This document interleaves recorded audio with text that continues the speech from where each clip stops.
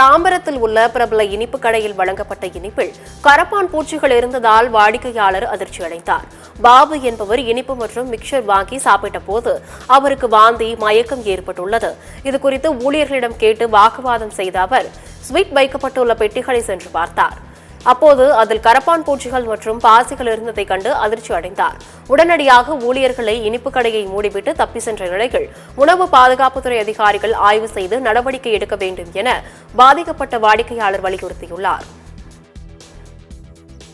பாதுஷாவை ஏதோ ஆர்டர் பண்ணி சாப்பிட்டுக்கிட்டு இருந்தோம். சாப்பிட்டு இருக்கும்போதே கொஞ்சம் தலை சுற்றுற மாதிரி இருக்குன்னு வந்துருச்சு. சரி என்னன்னு சொல்லிட்டு அவங்க கிட்ட போய் கேட்டால் சரியான ரெஸ்பான்ஸ் இல்லை.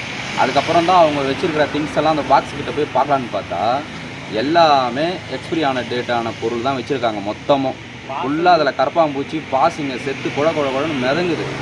அதை கேட்டால் சரியான பதில் கிடையாது.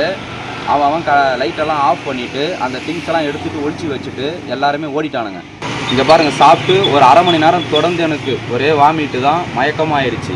முடியாமல் பக்கத்தில் உள்ள கவர்மெண்ட் ஹாஸ்பிட்டல் போய் ட்ரீட்மெண்ட் பண்ணி மாத்திரை போட்டு வந்து உங்களுக்கு நான் சொல்லிக்கிட்டு இருக்கேன். அதனால் தயவு செய்து தக்க நடவடிக்கை எடுத்து ஒரு நல்ல முடிவு எடுப்பீங்கன்னு நான் நம்புகிறேன்.